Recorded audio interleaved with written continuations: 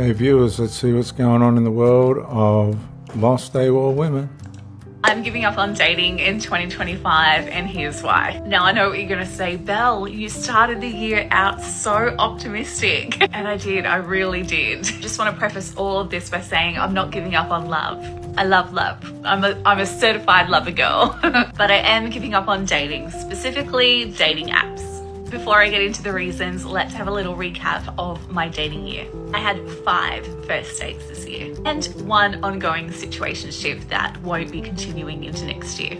Out of those 5, I was ghosted by 3 of them, 1 cheating scandal, and 1 that I thought was literally my next husband. Turns out he did not feel the same way. If we think about the positives, all of them were lovely men in their own way. The one thing that I think that they've all had in common is they really enjoy being on the dating apps. I think some people really enjoy the excitement of matching and meeting with new people, seeing what is just around the corner, seeing if they can find someone better. And look, if that's the way they want to live their lives, then they should absolutely do so. And don't get me wrong. And that doesn't make it right. I think this is how history taught us that most civilizations ended, through lust and these kind of uncommitted trends or habits or cultures in societies. That's how these great empires fell.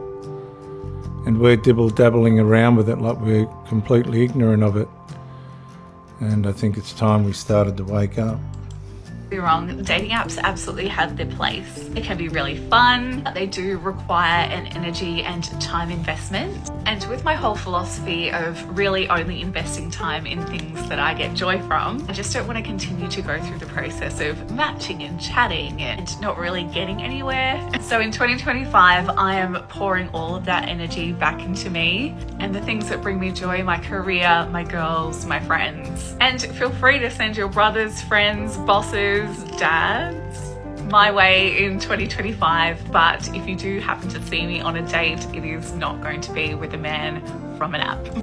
So the sad part about this is, and this is what women have done to themselves, the majority of women aren't pursuing anything with men anymore. Men are going out there and just going through the numbers themselves, which I wouldn't recommend either. I wouldn't recommend that. And people are, quite frankly, just lost. They're lost on the carousel. And it's one of those things where it's very difficult to get off. And if you do, you fall off and you end up in the dust, scarred, maimed, and like this woman, on her own, with children and a father that doesn't live with his children. And that's not the way it was planned to be. You know, the sad way about how relationships have degenerated and the attitude of swap and change and all this sort of stuff, and the damage that comes with that, the lack of resolve, the inability to keep a relationship healthy and this kind of thing. It's really turned around on the whole of society, and you'll watch it parallel into degeneracy and lies. You see it in the politicians and everything, the corrupt politicians and this sort of everything in society falls by the level of morality it upholds. Here it is. I'm 40 and I'm single. How are y'all doing this? Oh, I have some stories though. Like, where are people's morals and values these days? Where are mine? Really? Maybe I'm worried about the wrong thing. I mean, honestly, I don't even know what I'm worried about. Maybe that's the problem. Am I done healing? Am I ready for this? Yeah, I'm just gonna get back to work and stop thinking about this. You know what's gonna be funny is when I watch this again next year to see how things have changed or unfolded. Peace.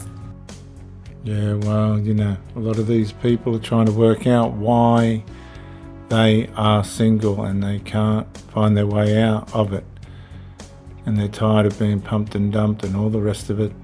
And there's things are what they are, and I guess individually we've got to work it out for the best of ourselves and the people or person in our life.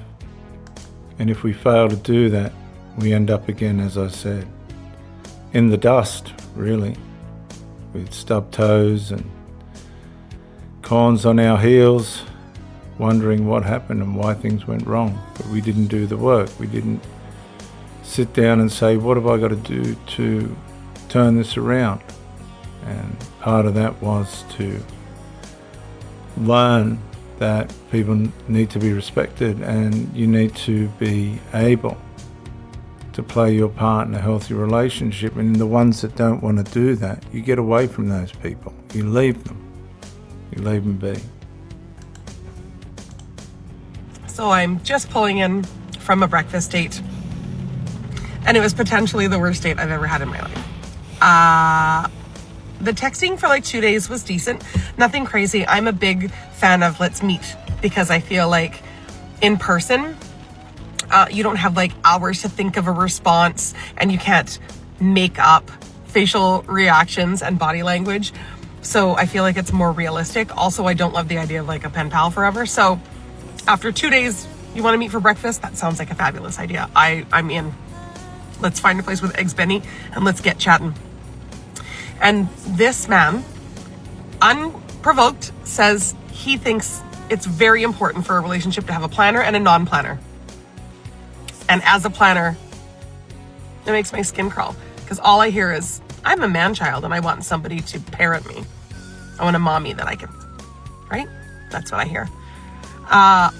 So then he goes on to tell me that the reason that he got divorced after 18 years of marriage is because she was a planner and he wasn't.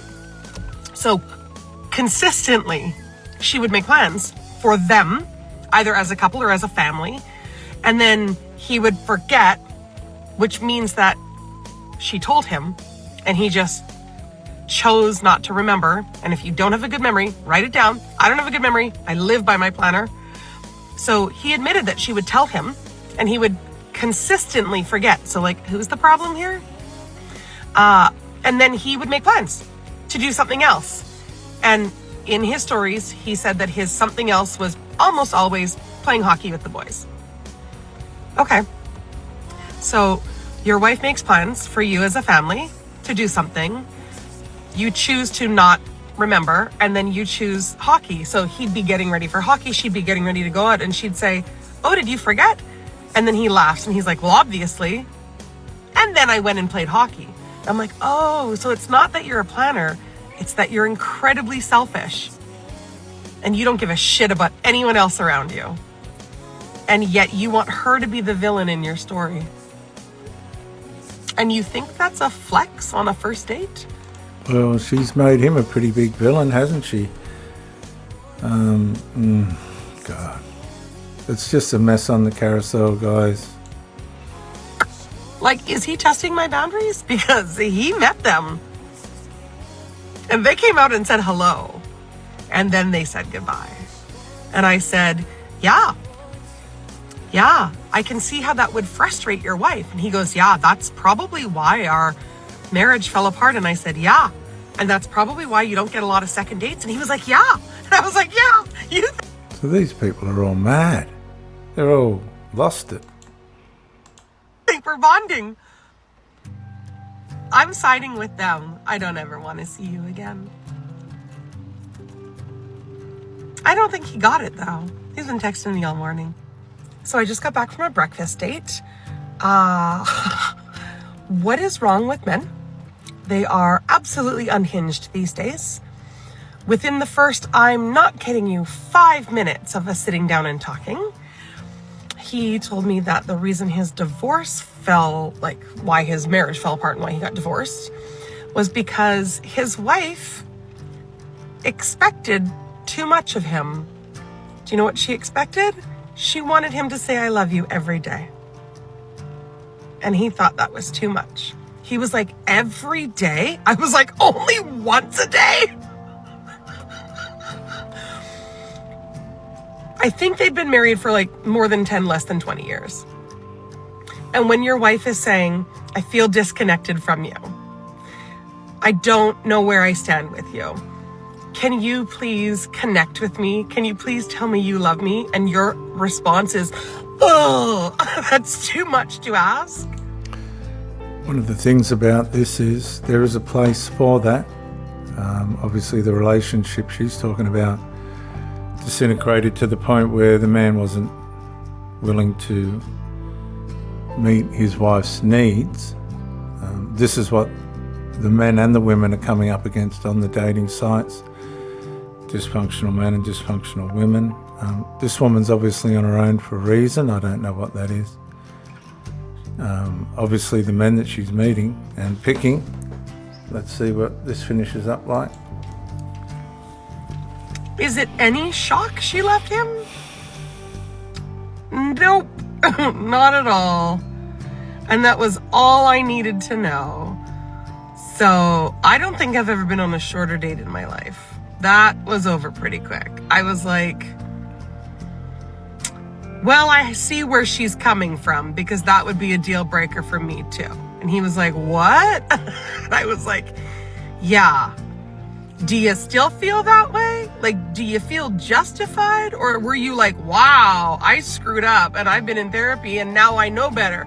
And he was like, every day seems a little excessive. And I was like, well, this date's over, so.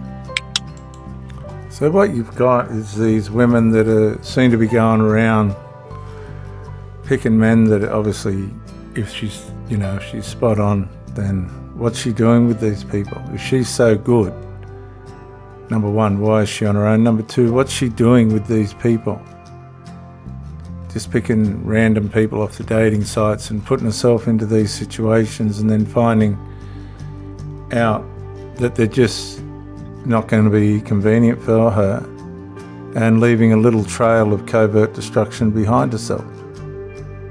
All right? It's called an emotional body count. It's not necessarily a physical body count. But meeting these people, I don't know what she's looking for or where this is all going to end up, but for most of them, they just end up on their own. Their values and their morals and their, what could you say, their structure. Like she's making out she's got structure, but justifying her structure by the dysfunctions of the people that she's meeting. How would she go if someone come along that was a great supply and said, right, let's get it on? How would she really go? Would she eventually begin to narcissize the relationship like she has these dates? These people are being transparent with her. They've obviously got their faults. I'm sure there's bigger pictures to their stories for the reason why they've ended up the way they have. One way or another, they've ended up alone, and they're out meeting these types of women as well. I don't know. Like if you got into a marriage with this woman and this is how she's searching out the conclusions of these dates, this is the best you can do, you're guaranteed that somewhere along the line in a relationship or in a marriage, if you're a Gary Supply, this person will probably narcissize you, because she's narcissizing very quickly with Joy the dates that she's gone on. Guys, stay safe. Girls, stay safe. Watch out there. It's falling apart. The carousel ends up with you with your face planted in the dirt while it still spins around. I'll see you on the next one, guys. Bye for now.